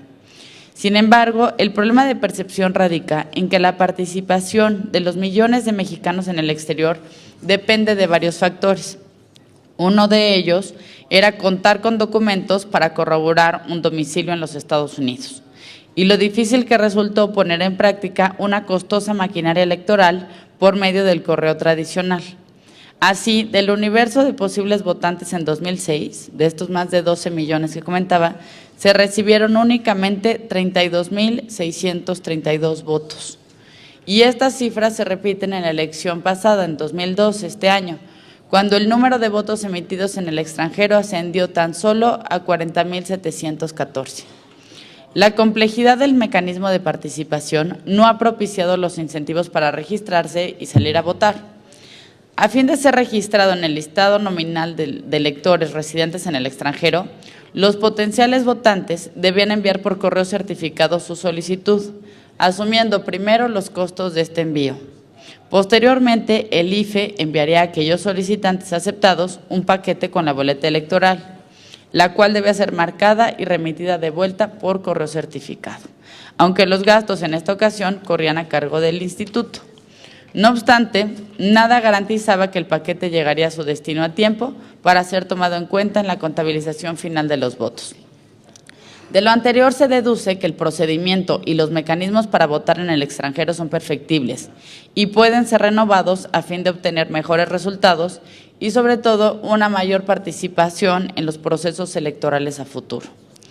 Si bien las características del proceso electoral desde el extranjero y su instrumentación garantizaron la confiabilidad, legalidad, seguridad y el secreto del voto, la participación total fue muy baja, poco representativa y las expectativas no quedaron satisfechas. Por ello, los cambios y las mejoras que se proponen a las regulaciones del voto de los mexicanos en el exterior resultan necesarias para su implementación en el próximo proceso electoral. Bajo este panorama, en el Senado de la República existe un debate sobre si credencializar u organizar elecciones desde el extranjero. Esta iniciativa representa una alternativa para solucionar los problemas que dichas acciones representan. Primero, credencializar en el exterior conlleva necesariamente una logística complicada para el instituto, por razones de recursos humanos y de filtros de seguridad, para evitar que otros migrantes quieran hacerse de un documento que, pudiéramos decir, los mexicanice, que les genere alguna identidad o algún derecho para hacerse la nacionalidad mexicana. Segundo tema, organizar elecciones en otros países requiere de una logística de acuerdos bilaterales con países, estados o incluso condados para la instalación física de urnas y la necesaria seguridad para el resguardo de las boletas. Tercero, ambos procesos representan una carga económica que no resuelve totalmente el proceso electoral, sino que lo hace de manera parcial. Se credencializa para en un paso posterior organizar la elección, ya sea en el exterior o con base en el modelo vigente. Y cuarto, adicionalmente, la organización de ambos procesos podría en algunos casos implicar riesgos personales y para la seguridad de los mexicanos en el exterior, especialmente cuando existen actitudes xenófobas y discursos antiinmigrantes entre sectores de la población local, como hemos visto en varias ocasiones en zonas cercanas a la frontera, especialmente en el caso de Estados Unidos. En este sentido, la propuesta de Acción Nacional parte de aprovechar el uso de los medios electrónicos, contrario a lo que se expresaba, para el proceso de registro, validación, capacitación, sufragio y cómputo. Para conseguir aumentar la proporción de votantes extraterritoriales, es necesario mejorar y facilitar el proceso, considerando las posibilidades de modalidades de voto alternativas, priorizando las posibilidades que otorga la tecnología y por el voto por medios electrónicos. De esta manera, la propuesta se enfoca en proporcionar a la comunidad emigrante mejores medios para formar parte del proceso de toma de decisiones de su país, al cual contribuyen enormemente con su esfuerzo y con su trabajo desde el exterior y con el cual, en la mayoría de los casos, guardan todavía una muy estrecha relación. La logística de la propuesta se basa en 2 puntos. Primero, el uso de la matrícula consular como documento que permita la identificación y la ubicación de la persona. Segundo, el aprovechamiento de las nuevas tecnologías de la información y comunicación para agilizar los procesos de promoción, registro, validación, sufragio y cómputo. El uso de la matrícula consular como documento base preserva la seguridad en cuanto al elector, pues además la Dirección Ejecutiva del Registro Federal de Electores deberá corroborar con la sección consular correspondiente la autenticidad de los datos enviados por medios electrónicos. La emisión de estos documentos es reconocida en la Convención de Viena sobre Relaciones Consulares. Los consulados mexicanos han otorgado a estos certificados a sus nacionales desde 1871. Es un documento exclusivo para mexicanos. Además de servir como registro oficial, la matrícula consular mexicana se utiliza como documento de identificación para los mexicanos en el exterior. Por ejemplo, ante las oficinas de gobiernos estatales y departamentos de policías, para abrir cuentas bancarias, inscribirse en bibliotecas públicas y en algunos estados hasta para tramitar la licencia de manejo. Asimismo, es un mecanismo útil para mantener la comunicación a través del consulado entre el mexicano que vive en el exterior y su familia que reside en México. Por otro lado, la iniciativa de Acción Nacional señala la obligación de la propia dirección de conservar el archivo electrónico que contenga la solicitud de registro hasta la conclusión del proceso electoral, eliminando la conservación del documento, de la documentación que resulta poco útil. Se elimina también la obligación de la dirección de reinscribir a los ciudadanos registrados en la lista nominal de electores de la sección electoral que les corresponda por su domicilio en México, estableciéndose únicamente que concluido el proceso electoral cesará la vigencia de las listas nominales de electores residentes en el extranjero.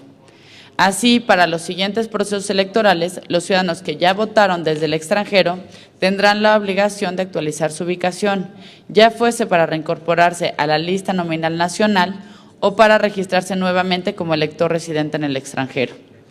Con la elaboración y envío de la documentación electrónica instructiva y necesaria para el sufragio, se puede garantizar la seguridad del proceso electoral y se disminuyen los costos que origina la elección por medio de correo certificado, así como el ocasionado por la impresión de boletas electorales, pudiendo dedicar esos recursos a una campaña más eficaz de promoción del voto. En el aspecto de la seguridad, se establece que el ciudadano tendrá acceso, previa validación de los candados de seguridad establecidos, por una sola ocasión a la boleta electoral electrónica el día previo a la jornada electoral.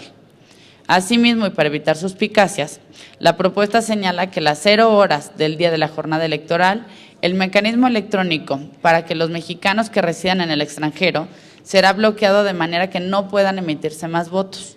Con las modificaciones propuestas y la eliminación del voto por correo certificado, se facilita además el conteo de los votos, mismo que se llevará a cabo acorde al mecanismo electrónico necesario que el Consejo General determine.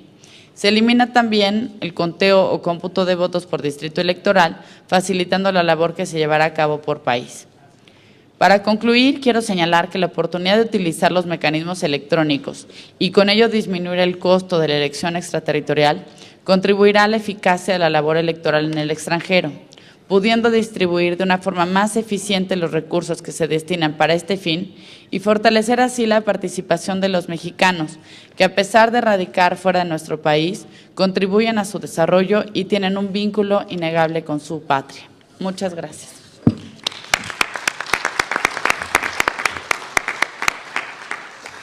Bueno, cuando decía que pronto nos presentara la senadora, no una iniciativa, pero unas ideas, me parece que ya quedan claro con temas que, digamos, resaltan mucho. Yo recupero, por ejemplo, el no empezar con base cero el registro de electores, lo cual, digamos, ha sido ampliamente criticado. ¿Por qué se tiene que empezar desde cero cada vez que se va a hacer una elección? Me parece que solucionar esto podría servir en mucho.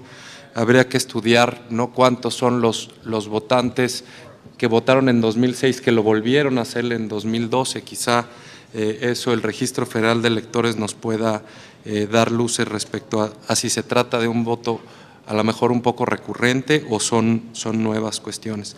Lo de la credencialización, pues claramente es uno de los temas más importantes, y la senadora no solo habla de los dilemas en cuanto a la posibilidad de millones de mexicanos que no pueden ahora credencializarse, sino también de la necesidad como política pública, digamos, en esta dualidad de México como país de emigrantes, pero también de inmigrantes, de tener el debido cuidado para que no se nos vayan a volver mexicanos, a lo mejor personas que no tienen esa nacionalidad, vía la credencial para votar con fotografía, que me parece pues que es una cuestión que en efecto es digna de estudiarse, no solo para el voto en el extranjero, sino digamos en las elecciones que tenemos en todos los estados y a nivel federal.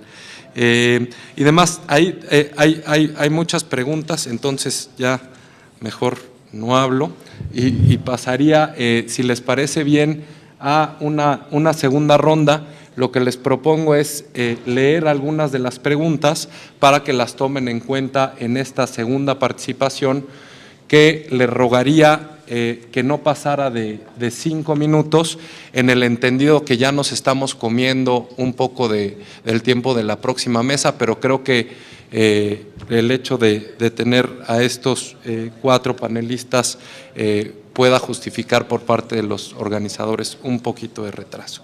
Entonces, para el maestro Navarro, tenemos algunas concretas, que es qué lecciones ofrece la experiencia internacional para proponer modificaciones jurídicas al modelo del voto en el extranjero en México.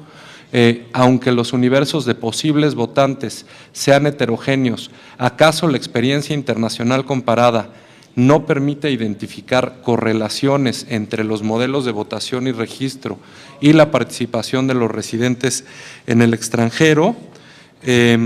Podrían compartir la información presentada y alguna otra que es general, que es influye en la participación desde el extranjero el hecho de que sea obligatorio y sancionado por la ley en el país de origen. ¿Qué pasa con este voto obligatorio, don Carlos? Muchas gracias. Con mucho gusto trato de recuperarlas. Me gustó mucho la intervención del doctor Santolaya hablando de paradojas, y yo en la intervención describí un poco el panorama, pero si hiciéramos algunas correlaciones como lo sugieren, hay una particularmente interesante. Por un lado, lo subrayé, ¿cuál es ese contexto en el cual se despliegan estas más de 120 experiencias?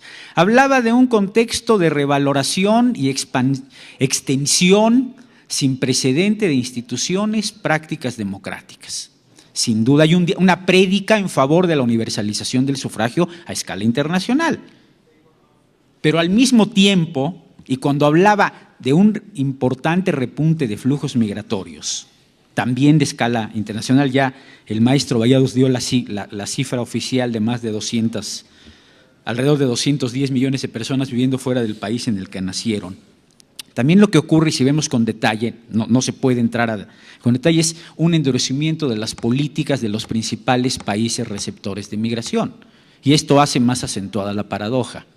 Y entonces uno podría resumirla diciendo, sí, universalización del sufragio, sí, que todos voten, pero de preferencia en su país de origen, no a donde están llegando. Ahí hay un dilema importante. ¿Qué lecciones? Yo diría no lecciones, yo creo que hay cuando preguntan qué lecciones puede ofrecer la experiencia internacional, yo más bien lo que creo que existe es un conjunto de experiencias, un repertorio de variantes, de modalidades, de variantes que pueden considerarse al momento de pensar en un proceso de revisión y ajuste de un dispositivo que, subrayo, que cumplió con su cometido con creces de garantizar la seguridad. En 2006 me parece que una lógica esencial en el diseño del modelo fue evitar que se convirtiera, como a diferencia de la experiencia española, en un foco de controversia. Y me parece que desde esa perspectiva el modelo mexicano cumplió con creces con su expectativa, que generó muy bajos niveles de registro de participación. Bueno, si hoy la atención se quiere desplazar hacia ese eje, entonces me parece que desde el punto de vista de la experiencia comparada hay un conjunto de elementos que se pueden considerar. Lo que siempre, y aquí recojo otra de los elementos que planteó el doctor Santolaya, es no se puede replicar en el extranjero muchos de los atributos, y esto es un aprendizaje general, es difícil replicar, y particularmente cuando tenemos un modelo tan sofisticado como el modelo mexicano. Entonces, si necesariamente buscamos que sea más inclusivo, más flexible, tenemos que innovar. Pero cuando hablamos de innovación, y recuerdan, subrayé mucho el concepto universalización del sufragio, y el voto en el extranjero es una dimensión. Si lo que buscamos es que sea más incluyente, yo simpatizo y estoy de acuerdo con el voto en el extranjero, e incluso simpatizo con las ideas de que haya representación política, como se está viendo una tendencia. Pero la pregunta podría ser, ¿y el mismo esfuerzo lo estamos haciendo de inclusión y de universalización dentro del país? Muchos países te preguntan, me han preguntado muy recientemente un pequeño país del Cáucaso, tuvimos la oportunidad de ver las elecciones en Georgia, y me preguntaban, ¿y ustedes cómo le hacen con la urna móvil? ¿Cómo le hacen para que voten las personas que están discapacitadas o que no pueden ir el día de la jornada electoral a votar? ¿No tienen un dispositivo que permita que quienes por alguna razón de peso no pueden acudir a la mesa, tienen algún dispositivo de ese tipo? Votan las personas que están procesadas, aunque no estén sentenciadas, como ya ocurre en muchos otros países de América Latina, y la respuesta es que, bueno, ahí tenemos también, desde esta perspectiva, esta estricta perspectiva, ahí también hay un trabajo importante que hacer. Por último, el voto obligatorio, de América Latina, por ahí verán después algunos números, no es sorprendente que el país que tiene el mayor volumen en términos absolutos de electores registrados en América Latina es Perú, y en Perú el voto es obligatorio y comporta sanciones incluso en el extranjero. No es el único país de América Latina donde el voto es obligatorio, pero sí el único donde el voto en el extranjero también es obligatorio y comporta sanciones importantes. Eso explica que haya más de 400,000 electores peruanos registrados en el extranjero, porque si hay finalmente, aunque sea de manera temporal o no quieren retornar al país, el hecho de que no tengan el sello que compruebe que han emitido el voto les puede comportar algunas sanciones o dificultades en una serie, por lo menos, de trámites de carácter oficial. Por último, el voto decisivo, me parece que ese es un tema para debatir. Yo lo que quería poner en perspectiva es que la regla general es que está muy por debajo de las expectativas, los niveles de registro y de participación. Ya decía yo, un elemento que gravita es cómo se va a comportar ese potencial electorado, pero yo diría es una variable tan importante que tendría ese mismo elemento de impredictibilidad que tiene, y cómo se van a comportar los jóvenes que cumplieron 18 años entre la elección presidencial anterior y esta. Como ellos pueden, si los tomáramos también como un segmento equiparable al de los votantes en el extranjero, votar de manera distinta a lo que votan el resto y modificar el sentido de la elección. Yo no vería razones fundamentadas para tomarla como una variable determinante. Y en ese sentido, no traigo ahora las cifras, pero como es una pregunta recurrente en algunos otros foros he presentado la estadística. ¿Y qué ocurre? En la mayoría de los países, creo que con una sola excepción en América Latina, al menos en las elecciones nacionales, el candidato que gana la elección dentro del país, la gana fuera del país también. Gracias. Muchas gracias, Carlos. La siguiente participación será del doctor Jean-Pierre Kingsley. La primera pregunta dice, en la experiencia de otros países, ¿existe algún caso como el mexicano en que la autoridad electoral sea autónoma del gobierno federal? La primera, y la segunda, que dice, based on your experience, which would be the best system to cast a vote? ¿Cuál sería el mejor sistema para emitir un voto en el exterior para los mexicanos para maximizar la participación, la secrecía y la precisión? ¿Qué sería el mejor sistema para votar en el exterior, maximizando participación, certeza y secrecía? Thank you very much.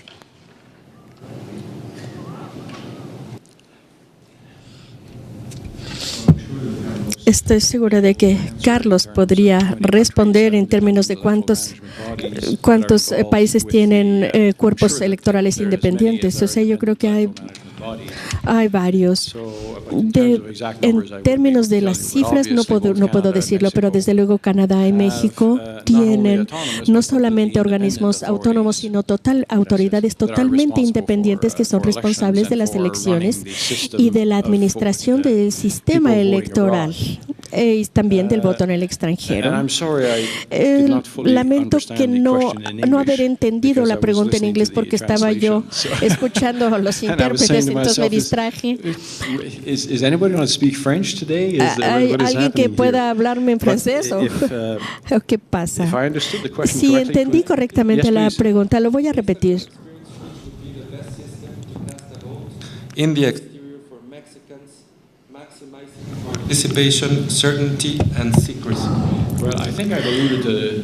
Yo creo que ya hablé de eso en cuanto a las recomendaciones o sugerencias que hice al final de mi presentación. Si yo conociera una respuesta absoluta, esto sería bueno, si supiera las respuestas a las preguntas difíciles, estaría yo enseñando filosofía en la Universidad de Sorbona en París.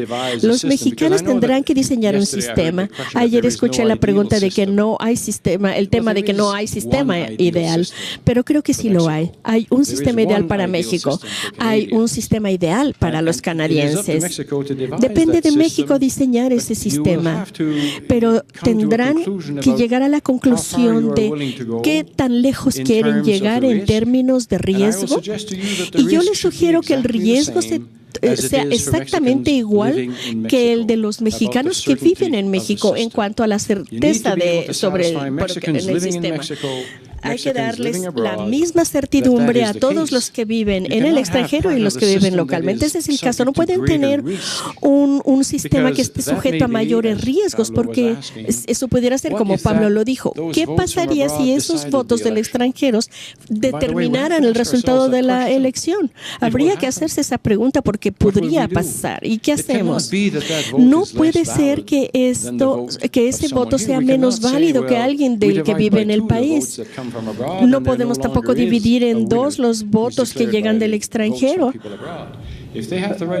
O sea, si tienen derecho a votar, su voto vale y su voto puede marcar la diferencia aun cuando venga del extranjero, y eso es un riesgo. Por eso tenemos que decidir sobre el sistema que vamos a utilizar. Creo que Pablo tiene muy buenas paradojas que debemos atender. Y voy a responder a una pregunta que Patricio planteó. Y hay una objeción en cuanto al límite del tiempo para que la gente se registre. En Canadá, la ley es de 5 años y yo ya dije que estoy en contra de eso.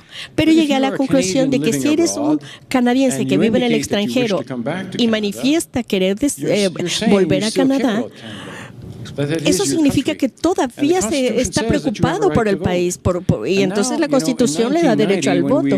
En 1990, cuando establecimos el sistema, no teníamos estos aparatitos. Ahorita yo puedo saber lo que está ocurriendo siempre en México, lo puedo encontrar instantáneamente. Yo puedo estar vinculado con un nuevo sistema y un nuevo servicio en Canadá que me puede decir, oiga, el premier de Ontario renunció ayer, y eso ocurrió en realidad. Y lo sé y me importa y me afecta. Entonces es muy fácil mantenerse actualizado en cuanto a lo que está pasando en nuestro país de origen. Por lo tanto, si uno se da cuenta de que es muy difícil para mí, por ejemplo, votar desde el extranjero, porque tengo que seguir un procedimiento diferente pero si yo he vivido fuera de Canadá durante más de 10 años, debo de tener el derecho de hacerlo. Por eso yo quiero servir como testigo contra esta norma, este límite que se impuso de 5 años. Gracias. Muchas gracias, doctor Kingsley. Aquí ofrezco una disculpa a quien preguntó, a los panelistas extranjeros en plural. No la leí, quizá se puede acercar al doctor Kingsley terminando la reunión, pero lo dejaría, don Pablo. ¿Qué opinan que en el caso mexicano las remesas desde el extranjero son el segundo ingreso del país y no se ha mantenido un programa permanente de atención a los migrantes para la protección de sus derechos? Sería la primera. En segundo lugar, de una compañera del COLEF, ¿podría explicar un poco más sobre la experiencia española sobre la restricción de la temporalidad fuera del país para ejercer el voto a distancia y cómo ha planteado la idea de la pérdida de interés? Tenemos de la UAM Xochimilco, ¿dónde reside la fuente de derechos políticos? ¿En la residencia o en la nacionalidad? ¿Y cuál es la argumentación teórico-política? Y aprovecho para dar la bienvenida, que no ubico bien, pero aquí está Leticia Calderón Chelius, quien es una de nuestras expertas académicas en el voto de los mexicanos en el extranjero, y pregunta cómo resolvería en España el que las embajadas, que son la representación del gobierno en turno, y que esto no contamine la neutralidad de las autoridades, por ejemplo, diplomáticas, argumento fuerte en nuestro país. Muchas gracias, doctor. Muchas gracias. Voy a tratar de ser muy breve. Con relación a la primera pregunta, efectivamente, para México la remesa sigue siendo una fuente muy importante de ingresos y debería de ser objeto de una atención a los emigrantes sin ninguna duda. Podría acabar aquí, pero quizás por sacarle una derivada electoral, que es mi campo, sí quiero llamarles la atención de una cosa. En España hay quizás sea de las cosas que esté llevando la crisis económica por delante, como otras muchas, pero un poderoso programa de ayudas sociales a españoles residentes en el extranjero, que curiosamente lo traigo en este aspecto y espero que me entiendan, espero que no me entiendan mal porque es delicado lo que voy a hacer, lo que voy a decir, hacía que fuera una importante fuente de ayudas para muchos españoles que residían en el extranjero y que, por tanto, en fin, perdónenme, pero es verdad que es así. Es decir, a ver, ¿cómo lo digo? Porque es complicado lo que quiero decir, pero lo que quiero decir es que provocaba el paradójico efecto, hablando en términos de derecho electoral, de que no se comunicaban los fallecimientos de los españoles a las embajadas. Esto es un hecho. Es decir, se constató, por ejemplo, que había más centenarios españoles solo en Buenos Aires que en toda España. Es así. Excluido, ¿por qué? Pues bueno, pues porque estaban recibiendo una serie de ayudas sociales que en un momento de crisis de Argentina, provenientes de España en un momento de riqueza, en el cual, por muy justas que resultaba que convertía el censo de residentes ausentes en el extranjero en un documento muy poco válido para ser utilizado a efectos electorales, porque no se daban de baja nunca. Hubo que hacer una revisión general de todo este asunto. No quiero, espero que me entiendan, por favor, no quiero poner crítica a las ayudas sociales a los españoles residentes en el extranjero, simplemente que si hay un programa de este tipo es una razón aún mucho más poderosa para verificar con lupa el censo de residentes en el extranjero, sin duda. La segunda pregunta. No tenemos en España un requisito de temporalidad, no lo tenemos. En España no solo no lo tenemos, sino que acabamos de aprobar una ley por el cual ha sido posible recuperar que nietos de españoles salidos después de la Guerra Civil Española recuperen ahora la nacionalidad española y sean automáticamente españoles a todos los efectos. No lo tenemos. Sin embargo, hay países muy avanzados y muy civilizados e indiscutiblemente democráticos que lo tienen. Nosotros no. La tercera pregunta es la de si yo creo en la residencia o la nacionalidad. Sé que es difícil decir esto en México, pero yo creo que cada vez tiene menos sentido la distinción de los revolucionarios franceses entre derechos del hombre y del ciudadano, y que hoy no podríamos decir, no concibiríamos una constitución democrática que dijera se prohíbe torturar a los nacionales, pero se puede torturar a los extranjeros. No, ninguna. O reconocemos la libertad de pensamiento de los españoles, pero no de los extranjeros que viven en España. Y creo que en la misma medida es inevitable que en el futuro sea también en relación al derecho de sufragio. Es decir, a largo plazo, de verdad, quizás no lo veamos ninguno de nosotros, pero a largo plazo el sufragio será por residencia y no por nacionalidad. Lo creo. Y por último, la cuarta pregunta es la pregunta clave en México y en España. Nosotros no tenemos ningún problema para dar una amplia capacidad de actuación a las embajadas porque nuestro sistema electoral es un sistema de suma confianza. Es decir, quien organiza las elecciones en España es el Ministerio del Interior, del todo, a todos los efectos. No tenemos nada parecido al Instituto Federal Electoral. Lo único que remotamente se parece es la Junta Electoral Central, pero nosotros controlamos al Ministerio del Interior. No ponemos una urna, no ponemos una papeleta, no hacemos ninguna de las operaciones. No fabricamos portentosos modelos de lápices que se me ha prometido uno, pero nunca se me da. No hacemos nada de esto. Esto lo hace el Ministerio del Interior. Por tanto, no solo no tenemos ningún inconveniente en que lo haga el Ministerio del Interior, sino que, por supuesto, tampoco el Ministerio de Asuntos Exteriores. Muchas gracias, doctor Santolaya. Y pasaríamos con la senadora Gabriela Cuevas. Tenemos una pregunta de Roberto Bravo del Consejo Consultivo del IME. Senadora, estas propuestas las venimos escuchando hace años. ¿Cuándo se dará la voluntad política para hacer realidad estas propuestas de credencialización? Gracias por su puntualidad. Se le escapa a su propuesta que las matrículas consulares únicamente se emiten en Estados Unidos, lo cual dejaría fuera a la mitad de la diáspora mexicana, y para aquellos mexicanos en EU que soliciten la matrícula es obligatorio comprobar un domicilio, cosa que muchos mexicanos irregulares no pueden satisfacer. Julia Fuentes, de la UNAM.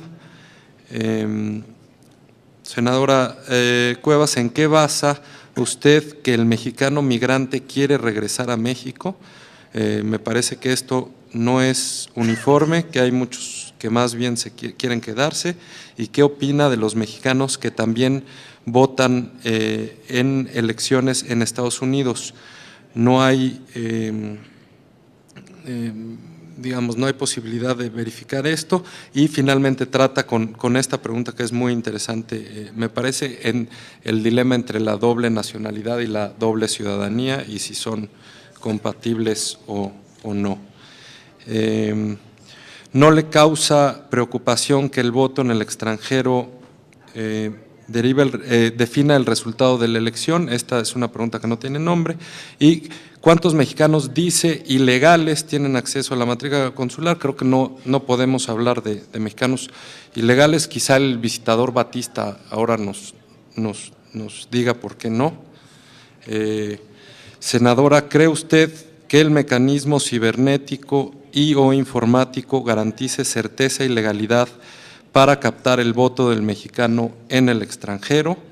Si el correo postal certificado resulta para algunos obsoleto, ¿por qué no mejorar o modernizar el servicio en la coadyuvancia con mensajerías es decir, no ir por correo, sino aceptar algún esquema de mensajerías para transmitir el voto? Hay una que no sé si es de la senadora Marcela Guerra o a la senadora Marcela Guerra. En todo caso no es pregunta sino comentario, y se la dejo, y si no es para usted, quizá la senadora Guerra va a venir a la siguiente y se lo puede pasar.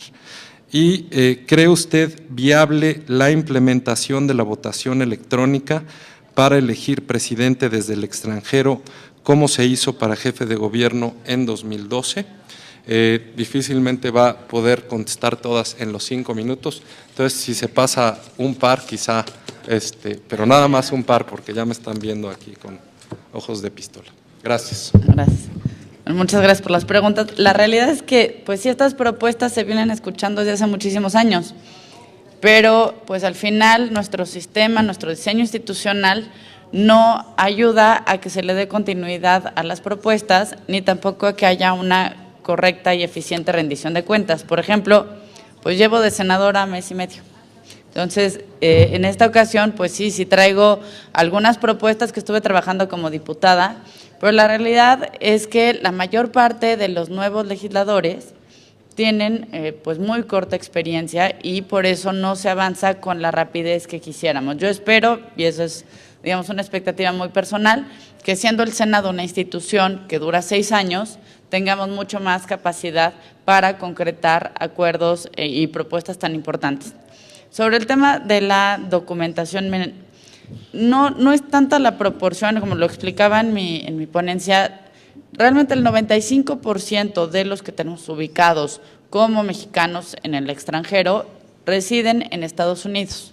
Sí habría que diseñar algún mecanismo para el otro 5%, pero lo que estamos buscando es no restringir lo que hasta ahora se tiene, como esta posibilidad de registrarse y demás, sino ampliar las opciones, como es esta parte de tener la documentación que expiden los consulados, la matrícula consular.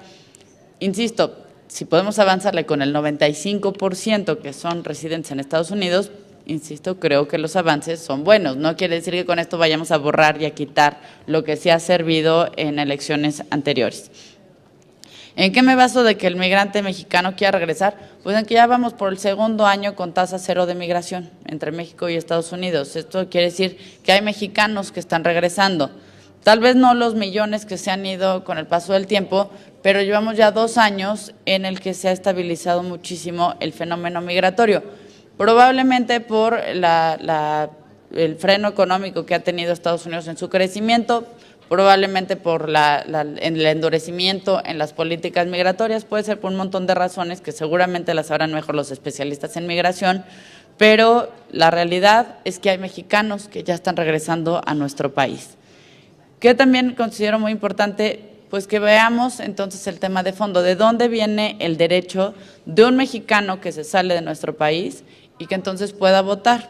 Si lo que queremos es cuestionar, pues si quieren regresar o no, pues yo creo que el derecho lo tienen más allá de si quieran regresar o no. Son mexicanos, nacieron en nuestro país, la Constitución establece distintas razones por las que se puede tener la nacionalidad mexicana y en función de que se tenga esa nacionalidad se tienen derechos y se tienen obligaciones. Creo que es deber del Estado el que esos derechos y esas obligaciones puedan llevarse a cabo de la mejor manera posible. A mí no me preocupa que el voto en el extranjero defina. Contrario a lo que se ha expresado, no me preocupa porque también, insisto, parto de la premisa de que quien se va a vivir a otro país, pues no lo hace por alguna razón, digamos, que sea por gusto en la mayor parte de los casos.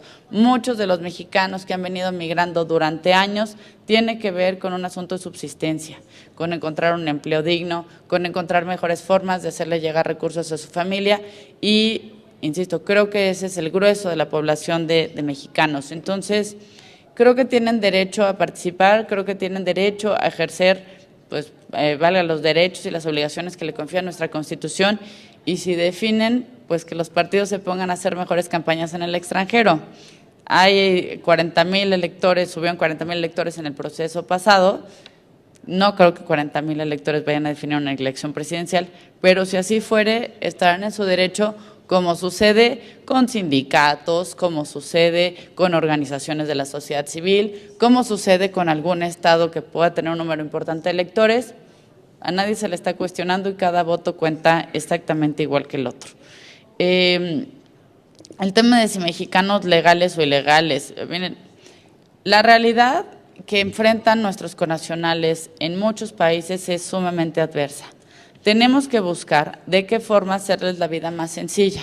¿Esto qué quiere decir? A ver, pongamos el caso de esta política de Obama, de los famosos Dreamers.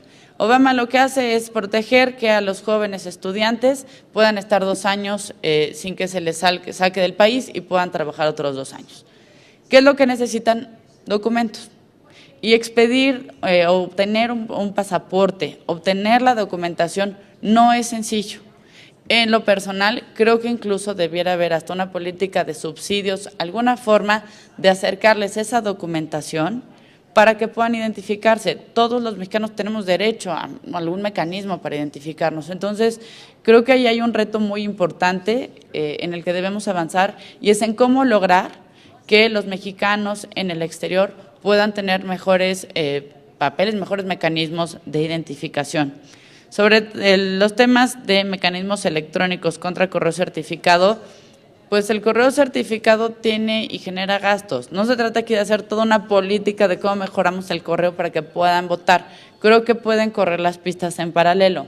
Lo que sí es real es que si ya en países, a ver, Venezuela, que acaba de tener un proceso electoral, tiene urnas electrónicas y funcionan, si ya se ha empezado a utilizar en varios estados de la República, pues creo que podemos avanzar no solo con urnas electrónicas, sino también con mecanismos que la tecnología les genere cierta confiabilidad.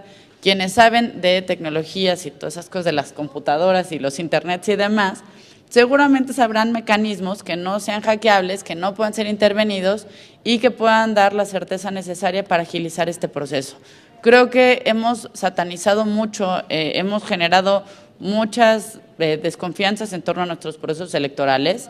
Eso creo que es en parte culpa de los políticos mismos, pero sin duda tenemos que avanzar y tenemos que utilizar las tecnologías y los mejores mecanismos, tanto legales como incluso documentales, su identificación o como tecnológicos que estén a nuestro alcance para lograr que el universo de electores no solo sea cada vez mayor, sino que realmente estén participando más quienes tienen ese derecho. Muchas gracias, senadora.